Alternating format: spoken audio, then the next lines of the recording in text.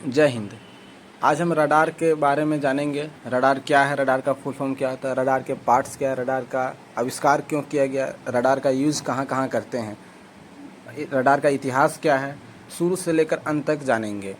Radar क्या होगा जब दुश्मन देश रात में अंधेरे में लड़ाकू विमान से अचानक हमला कर दे बिना पूर्व सूचना के, तो मिसाइल दाग देंगे तो हम घबरा जाएंगे, क्योंकि यह सब करना आसान काम नहीं है। आपने रडार के बारे में सुना होगा। यह वो तकनीक है जो युद्ध के दौरान सहसा आक्रमण को संभव बनाती है। रडार के जरिए दुश्मन और समुद्री में होने वाले हर गति पर नज़र रख सकते हैं। इसे इस्तेमाल से आकाश में होने वाले किसी भी संदेशजनक हलचल का पता लगा सकते हैं, चाहे धुआं हो, अंधेरा या बिना किसी रुकावट के किसी भी अदृश्य वस्तु की दूरी, दिशा आदि को ज्ञात कर सकते हैं। आज इस आर्टिकल में हम चर्चा करेंगे, जानकारी में बताएंगे कि रडार के उपयोग, रडार के आविष्कार कौन थे। तो आगे चलते हैं। रडार एक ऐसा सिस्टम है जो रेडियो वेव के माध्यम से किसी वस्तु की रेंज, एंगल या वेलोसिटी का पता लगाता है। यह सिस्टम का इस्तेमाल किसी समुद्री जहाज, हवाई जहाज, अंतरिक्ष यान, मिसाइल, मौसम की जानकारी, मोटर व्हीकल्स, भूभाग का पता लगाने के लिए किया जाता है। साधारण भाषा में रडार एक ऐसी उपकरण प्रणाली है जो किसी चलती हुई वस्तु की स्थिति का पता लगाता है। रडार का full form radio detecting and ranging. यह किस पर आधारित है? रेडियो वेव पर आधारित है। यह इलेक्ट्रोमैग्नेटिक वेव को सेंड करती है और किसी भी चलती हुई ऑब्जेक्ट या मूव करती हुई ऑब्जेक्ट से टकराकर वापस आती है और वह मौजूद वस्तु की संकेत होने का सूचना हमको देती है। रडार से निकलने वाले रेडियो वेव खुले स्पेस की तरफ बढ़ती है और इस दौर पर कुछ वेव बीच में ही रिफ्लेक्ट होकर टारगेट से टकराकर कई दिशाओं में रिफ्लेक्ट हो जाती है और कुछ रिफ्लेक्टेड रेडियो वेव वापस रडार की तरफ आती है, जिसे प्राप्त किया जाता है और इसे हम डिटेक्ट कर लेते हैं। रडार के कुछ कंपोनेंट हैं। ट्रांसमीटर, यह एनर्जी पल्स को पैदा करती है। ट्रांसमिट या तो रिसीव स्विच, यह एंटीना को बताता है कि कब पल्स को भेजना है और कब प्राप्त करना है। एंटीना, इसका काम वायुमंडल में पल्स को छोड़ना और रिफ्लेक्ट पल्सेस को वापस प्राप्त करना है। रिसीवर, यह प्राप्त होने वाला सिग्नल का पता लगाता है, इनकी व्याख्या करता है और उन्हें वीडियो फॉर्मेट में बदलता है। रडार से आउटपुट को रिफ्लेक्टिविटी और वेलोसिटी दो रूप में प्राप्त किया जाता है। रिफ्लेक्टिविटी किसी विशेष क्षेत्र में मौजूद प्रिसिपिटेशन, आकाश से आने वाले वस्तु के माप को दर्शाती है। वेलोसिटी रडार की ओर या रडार से दूर किसी भी वस्तु की दिशा को दर्शाती है। अधिकतर रडार रिफ्लेक्टिविटी को मापती है, लेकिन वेलोसिटी का पता लगाने के लिए डॉपलर रडार की आवश्यकता होती है। रडार का उपयोग किस लिए किया जाता है? मिलिट्री, सैन्य ऑपरेशन में, लॉ इन्फोर्समेंट में, सैटेलाइट ट्रैफिक बैरिकेड में, स्पेस सैटेलाइट, रिमोट सेंसिंग में, एयरक्राफ्ट नेविगेशन, वेदर में, ship navigation, air traffic control. Radar का आविष्कारक कौन था?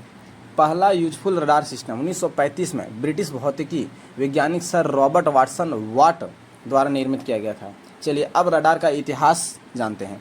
सन 1864 में British physicist James clerk Maxwell ने इलेक्ट्रोमैग्नेटिक वेव के बिहेवियर को नियंत्रित करने वाली तकनीक विकसित की।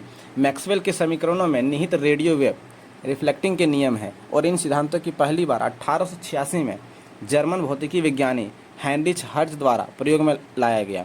कुछ वर्ष पश्चात एक जर्मन इंजीनियर क्रिश्चियन हल्समेयर ने समुद्री नेविगेशन से टकराव से बचने के लिए डिजाइन किए गए एक डिटेक्टिव डिवाइस रेडियो इको के उपयोग का प्रस्ताव दिया।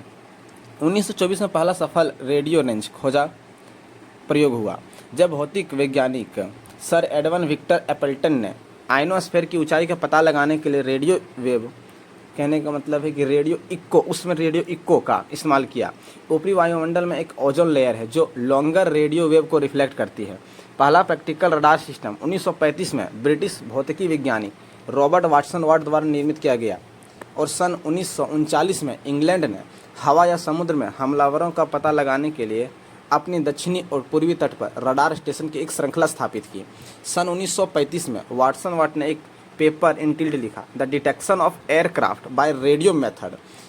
यह एयर डिफेंस में साइंटिफिक सर्वे के लिए समिति के चेयरमैन हेनरी टिजार्ड को प्रस्तुत किया गया। टिजार्ड इस आइडिया से काफ़ी प्रभावित हुए। 26 जनवरी 1935 को वाटसन वाट ने इस आइडिया को देवेंत्री में प्रस्तुत किया गया। यह एक आइडिया किसी वस्तु के खिलाफ एक रेडियो वेव के बाउंसिंग और लक्षित जानकारी प्राप्त करने के लिए ट्रैवलिंग को मापने के लिए आधारित था। Radar radio detecting and ranging. सन 1939 में दूसरे युद्ध के प्रकोप से रॉबर्ट वाटसन वाट ने इंग्लैंड के दक्षिणी और पूर्वी तट पर रडार की एक श्रृंखला स्थापित कर दी गई उसी वर्ष 2 ब्रिटिश वैज्ञानिक द्वितीय विश्व युद्ध के दौरान रडार की तकनीकी में किए गए सबसे महत्वपूर्ण अग्रिम के लिए जिम्मेदार थे। भौतिकी वैज्ञानिक हेनरी वुड और बायोफिजिसिस्ट जॉन टी रेंडोल ने एक इलेक्ट्रॉन ट्यूब का आविष्कार किया जिसे रेजोनेंट कैविटी मैग्नेट्रॉन कहा जाता है। इस प्रकार की ट्यूब बड़ी मात्रा में शक्ति के साथ हाई फ्रीक्वेंसी वाले रेडियो पल्स को उत्पन्न करने में सक्षम होता है। इस प्रकार माइक्रोवेव रडार के विकास की अनुमति दी, जो लेजरों पर उपयोग करके 1 सेंटीमीटर से भी कम तरंगों में संचालित होता है। माइक्रोवेव रडार, जिन्हें lidar light detecting and ranging कहा जाता है, इस्तेमाल वर्तमान में वायुमंडल प्रदूषण को मापने में कम्युनिकेशन सिस्टम के लिए किया जाता है। ब्रिटेन की लड़ाई के दौरान ये स्टेशन दिन के किसी भी समय और किसी भी मौसम की स्थिति में दुश्मन के विमानों का पता लगाने में सक्षम है। युद्ध के दौरान समुद्री और हवाई हमलों में रडार का इस्तेमाल किया जाता है। जर्मनी 1940 तक रडार का उपयोग कर रहा था, लेकिन जापान ने कभी भी इसका प्रभावी उपयोग नहीं किया। संयुक्त राज्य अमेरिका में एक अच्छा रडार सिस्टम था और यह पर्ल हार्बर पर हमले से 1 घंटे पहले इसकी भविष्यवाणी करने में सक्षम था। युद्ध में प्रारंभिक में ब्रिटेन ने सबसे अच्छी रडार प्रणाली थी। 1940 में मैग्नेट्रॉन कैविटी रेजोनेटर के आविष्कारक ने अधिक सेंटीमीटर तक तरंगों की प्रसारित करने के सक्षम बनाए। इन्हें रॉयल एयरफोर्स विमानों द्वारा उपयोग किए जाने वाले अधिक कॉम्पैक्ट हाई फ्रीक्वेंसी सेट को भी सक्षम किया। एक रडार होता है, एक सोनार होता है। तो रडार और सोनार के डिफरेंस नेक्स्ट वीडियो में बताएंगे कि रडार का इस्तेमाल कहाँ होता है और सोनार का इस्तेमाल कहाँ होता है। रडार में किस मेथड का इस्तेमाल होता है और सोनार में किस मेथड का इस्तेमाल होता है। हम दोनों का डिफरेंस नेक्स्ट वीडियो में बताएंगे। तब तक के लिए जय हिंद।